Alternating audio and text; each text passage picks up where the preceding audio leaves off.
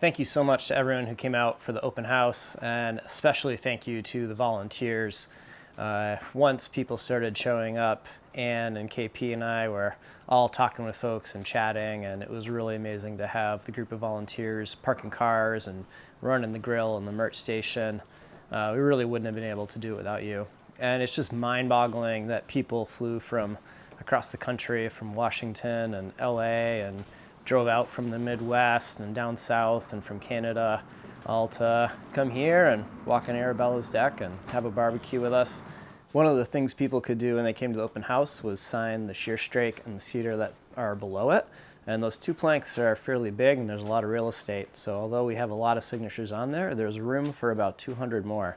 So if you would like to make a contribution to the project and get your signature or a small note put on the plank, just look in the description below or go to the website, go to the merch section, and you'll see it there. We've got about 200 spots left.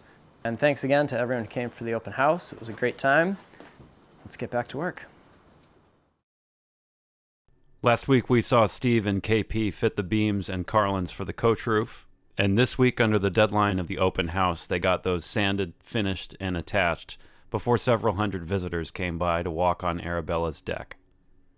And later in today's episode, the delivery of the fridge components from Seafrost means that project can move forward a bit as well. But first, a quick look at how the rooftop came together and what that means for the hatches and companionway. So we got the companionway here framed out. We ended up making this a bit wider than what Acorn has. On the plans, his was about 20 inches, maybe 22. So it's a pretty narrow companionway. It's actually smaller than the hatches. And back then, they wouldn't typically have a bimini or a dodger over the companionway. So it would make sense to try to keep that opening small. But for a full-time liveaboard cruiser, I think having a bit more room to bring bodies and gear and food and stuff in and out of the boat is going to make a really big difference. I plan to have some sort of bimini or dodger, so opening this when there's a bit of rain shouldn't really be too much of an issue. At this point, all the framing is in. We did it all out of black locust. We're going to clean it up and varnish it and make it all look pretty. For the joints on these, we went really simple. And we just did a very basic half lap. So we cut a square mortise in there, describe our pieces to fit, and they just drop straight in. And the reason we can get away with such a simple joint in here is because the house top, the lid for it, is just going to be a one-piece structure that is strip built, nailed, and glassed. So we don't need to worry about making this structure terribly rigid. What we're trying to do is add support to that roof over the house so that it doesn't deflect downward.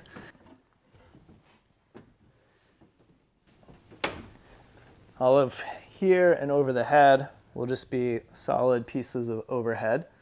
And you can see that this beam here is crooked and not in line with the center line like the rest of them, which when looking from above looks very funny, but when looked at from below follows the line of the head, and I think is going to look perfectly fine. So don't get too hung up on how weird that one looks right now. It's like we're playing whack-a-mole. Yeah, playing whack-a-mole. Next, this is where the hatch in the house top is going to be. Acorn has it drawn a bit farther forward, but for us it works really well to have it here for the tender. So the center board and the middle seat for the tender will land right in here somewhere, and the aft seat will land back here, and we've got a nice opening where we can have the house top sit up here for the hatch, and when you put the tender over, that will nestle nicely inside of the tender. So this will become a hatch here. There'll be some sides, and we'll put a butterfly top on it and be able to open that. It'll be real nice and pretty. And then this narrower one here is directly over the saloon table, and this is going to become a skylight. So it's not going to open. We're going to make it really low profile. That'll allow us to make it really watertight. Things that don't open are a lot easier to seal than things that do. And this will provide a great amount of light directly over the saloon table, which I think will be a very nice thing to have.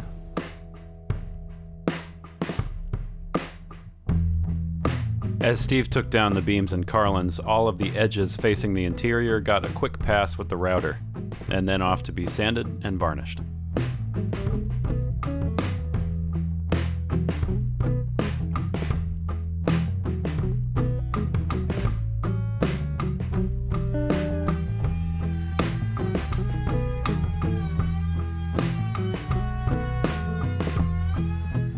How's the world hitting you guys? Good?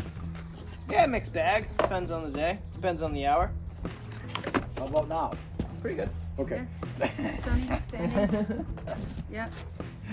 Mind if I give you this one to do? And then I can do all these ones. These are all flat. I'll just run across them with the monster. Oh yeah, that makes sense. Well, children, have fun. I don't know Likewise. about sanding fun, but yeah, we'll try. It's sunny. It's we sunny. got music. It's true, it's true. Could be a lot worse. Could be way worse. Tomorrow might be a little wet, but then Wednesday, Thursday, Friday, Saturday, Sunday, all supposed to be nice days. Fingers crossed it holds for the open house.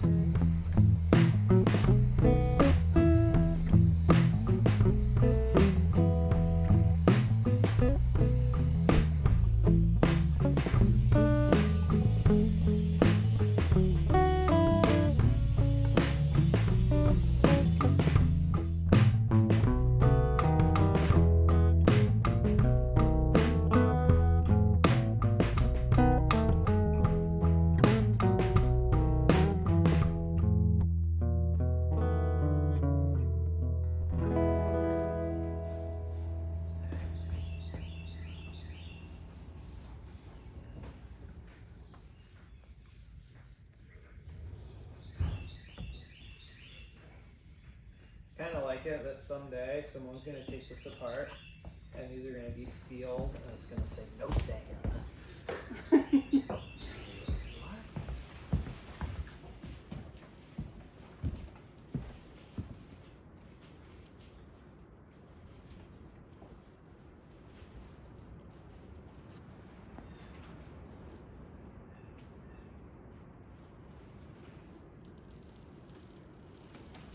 On these like oak roots, did you imagine this? That was the hope. Yeah, I mean, that's what quarter sun oak looks like. I didn't really conceptualize that that we would end up with quarter sun knees, but it makes sense. I mean, they're gorgeous. They're Yeah. just, I mean, look at that grain. And they held up an oak tree for almost 100 years. Long time. So long should hold time. up the traveler beam. I would think so.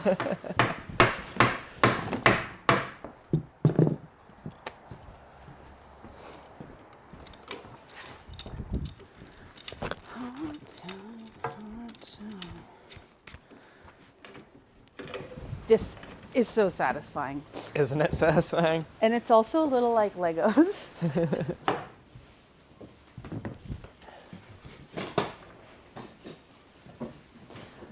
But like there's no free build Legos anymore. It's all only kits. Oh, you can't just buy I don't a box of Legos? I mean, if you can, it's like the vast minority of options.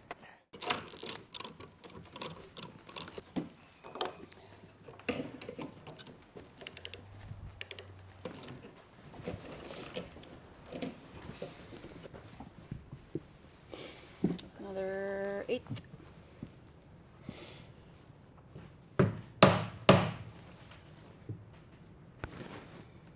Scotch more.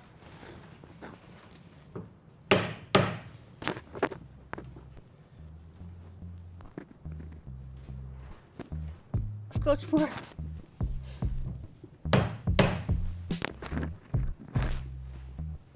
Good.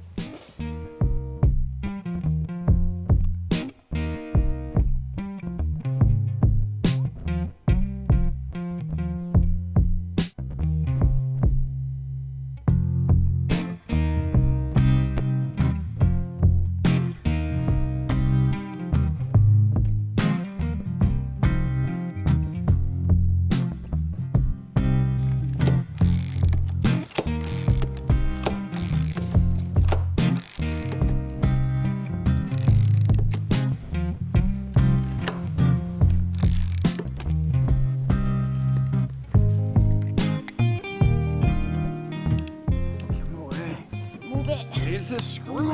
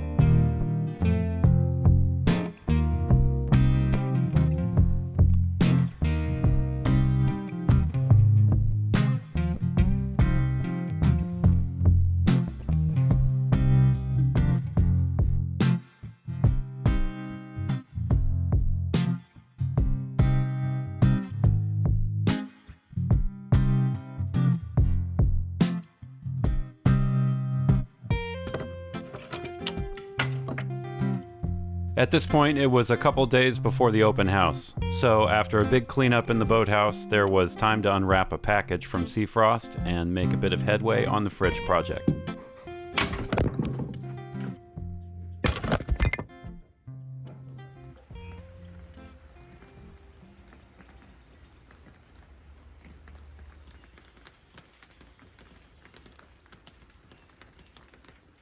This is really exciting. So this is from Seafrost, and this is the guts for the refrigerator system that we built. So in here we should have the compressor and the condenser plates. Props for packing it well. All right, there are instructions.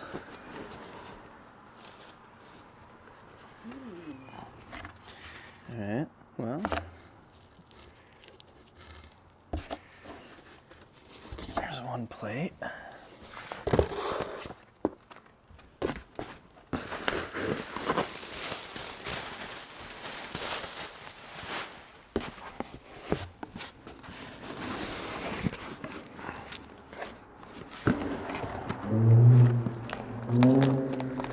Alright, so this looks like our thermostat and thermometer. Oh, this is good because it's not going to be too long. We're going to lay out the nav table, and definitely going to need this stuff for that. That feels like a compressor. And this is what we need to find the home for. So this is real simple. It's got just a little compressor. It takes the gas that's in there, compresses it into a liquid that gets hot with the compression, runs through the condenser plate and cools off a bit. And then that pressurized liquid enters the evaporator plates here, goes through a tiny nozzle, becomes a gas, and that's what cools off the refrigerator. This is very basic, simple terms, how a refrigeration system works. The compressor, the evaporator, the condensers. So one of the reasons that I chose to go with Seafrost is because of these evaporator plates that they make. So they advertise them as not being able to put an ice pick through them. And they're made out of very similar stainless steel grade that Evan used for doing the bulkhead divider in the galley. And there's no way on earth we're gonna punch an ice pick through this, so I'm not even gonna try. And if you look at a lot of the evaporator plates, a lot of them are aluminum and they're pretty thin and flimsy. They're a bit delicate. And when you're packing things into a freezer for a long voyage and things are getting knocked and rattled around, and when you're trying to scrape the frost that accumulates on them, having these really robust stainless steel plates attached to the side of the refrigerator is, I think, going to be really awesome in the long run, and you have to worry about damaging them a lot less than with a lot of the evaporator plates out there. This is the rest of the kit that came from Seafrost. So we've got some adhesives here and some zip ties for running the lines. Got some putty for filling in the hole where the lines go through the fridge, some insulation. Got our temperature probes to go into the fridge. And we've got a master control panel here. So this will let us set the fan speed and keep track of the temperature and a bunch of other information for the refrigerator, which I think is going to be really handy. When you're somewhere where it's a lot colder weather and water, you don't need to have the refrigerator running as full bore to keep your ice cream frozen. But in the tropics, it's going to be really nice to turn that up. And then last, we have some stuff that we had to provide to finish up the refrigerator. So one is this sheet of recycled marine grade HDPE, and this will become the divider between the fridge and freezer. We've got some ABS plastic pipe that we're gonna put through, and these are where the lines are gonna run through the fridge. And we've got a couple pieces of locust. We're gonna glue those to the fridge, and those will become runners on either side of the HDPE divider. One of the ways that marine fridges die, especially homemade ones, is that moisture gets into the insulation and ruins its effectiveness and kind of turns it to some mush after time. And right now, the refrigerator is fiberglass inside and out and painted with epoxy paint inside and out. So there's no way for moisture to get in there, and we want to maintain that. So by drilling a hole and putting in the ABS plastic and epoxying that in and running the lines through, and same thing, gluing the cleats on instead of putting fasteners in, we're avoiding putting holes into that glass, and we are minimizing entry points where water could potentially get in there over time as fasteners loosen and things get moved around. And for that, we're going to use this Total Boat Thixo thickened epoxy. And this stuff comes out of the tube all thickened and ready to go. And for an application like this where we don't need a lot of epoxy, we need it thick, and we need to put it exactly where we want it, these tubes are super handy. Let's go see if we can wrestle that fridge out of there with those carlins in place and drill some holes in it. Cool. So for mounting the plates, Seafrost says you can mount them as a shelf so they can go horizontal, which is pretty neat. But we're gonna do ours vertically on the 4 1/2 ends. And they've got these blind hole inserts. So the bolt goes through the plate, through the spacer, and then gets tightened in here, and this rubber part ends up compressing and squishing in the hole. But we're gonna do it a little bit differently because I really wanna make sure that the connection in the fridge is watertight, and I don't quite trust these rubber washers to do it. So we're gonna put the plate in there, drill through, and fill it up with epoxy, and make an epoxy plug that then we will drill and tap and put the screws into. So we can unscrew these plates and get these figured out where those fasteners need to hit, and we'll drill an oversized hole and fill it full of epoxy.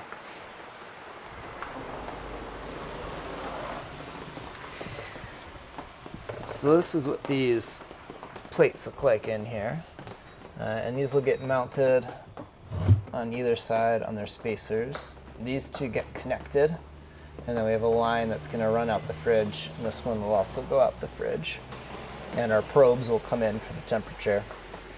Now we just need to decide where exactly we want to mount these and what space we want to allocate towards fridge and freezer. So we've got, if we put the lid down,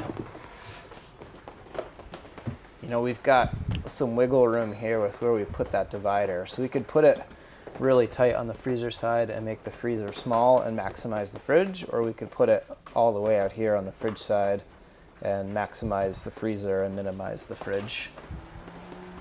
I'm not really sure. What are your thoughts, KP? I mean, you want more fridge space overall, but Yeah. But you think having a decent sized freezer is worth I think a it? decent sized freezer, because you two use a lot of freezer stuff. You have a lot of stuff on hand, Yeah. and it would be nice to have those perishables while you're on a long trip. Yeah. So maybe the next step is to cut that plastic, and we can kind of put that in And there play with and play it. with the cleats and that and see exactly where we want it, and before we commit to drilling holes here and mounting the plates. Right. Yeah, because we'll want to center the plates. So Yeah, we need within to that figure out freezer the section. freezer size before we center the plates. All right. Yeah, let's mess around with it a little bit. Call that 16 and a half. We might have to trim a little off, but we'll see if that'll fit. All right. So let's call it 20 and a half, and we can trim it down a little bit more. All right, let's do that.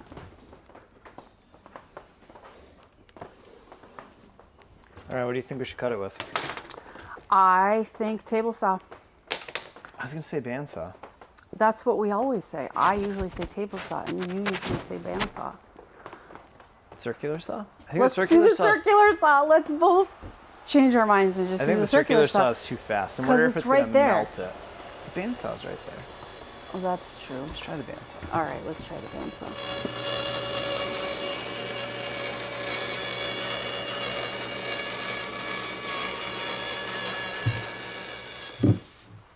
Wah, wah. All right, so we do want to shave just a little bit off there.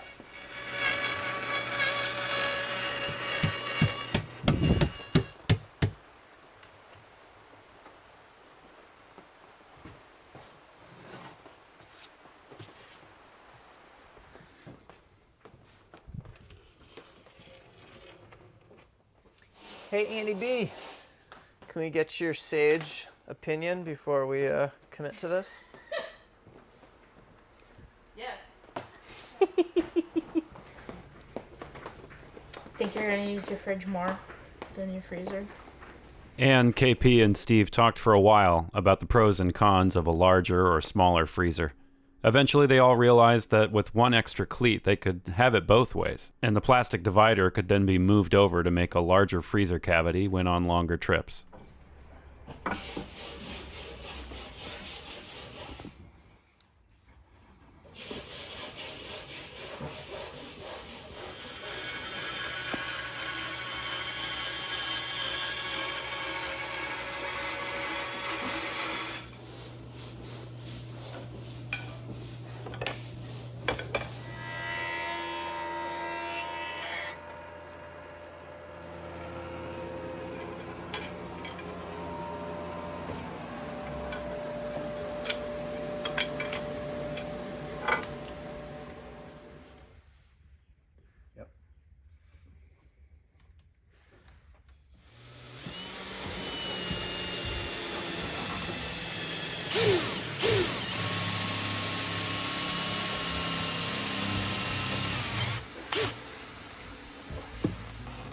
After getting through the first layer of fiberglass, Steve reefed out the foam in these holes with an assortment of picks, and then filled it completely with an epoxy to make the plug that the screw holding the evaporator plate could bite into without making a pathway for moisture to intrude on the foam core.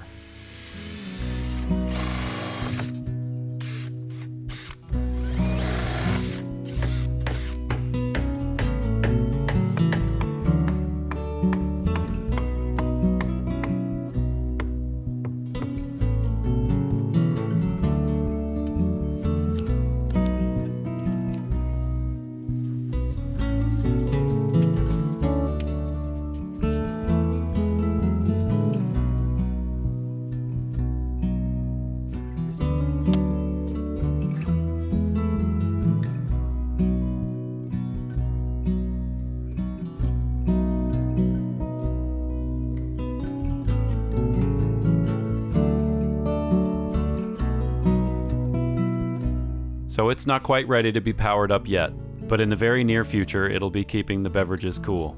Just a few more details to iron out first. But by this point, it was time to welcome Arabella's guests.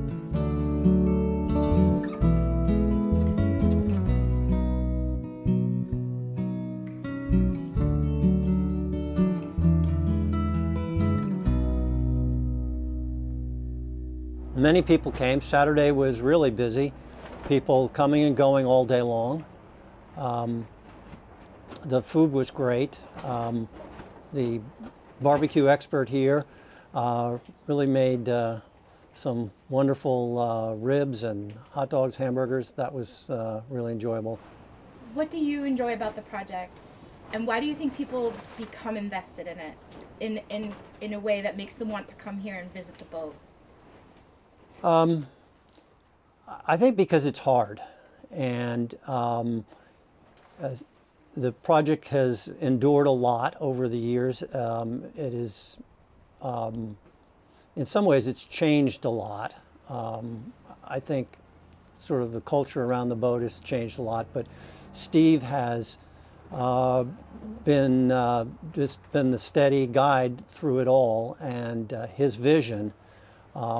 It's just fascinating to watch that, and personally, I'm really rooting for him to bring it to fruition. When I first started coming here several years ago, it was hard to see just how much work there was ahead. And even now, when I think I can safely look at the boat and say, it's more than halfway there, I know just from maintaining a boat that there are so many more time-consuming details that remain. But it's clear now that it's sort of over the hump, and it will happen.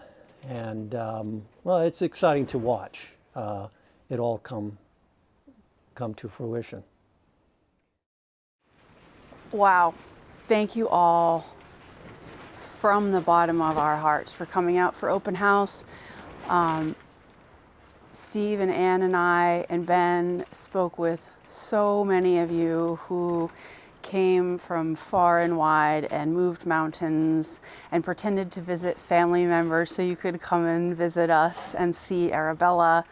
And it was truly moving to see how much you all appreciate us sharing this project, and it makes it worth it. On days when we are cold and wet and bruised and bleeding and tired, remembering you all are there and appreciating this crazy dream was pretty amazing. So thank you all who came from far and wide and down the street and made it happen. Tons of volunteers. Thanks. It was truly inspiring to me.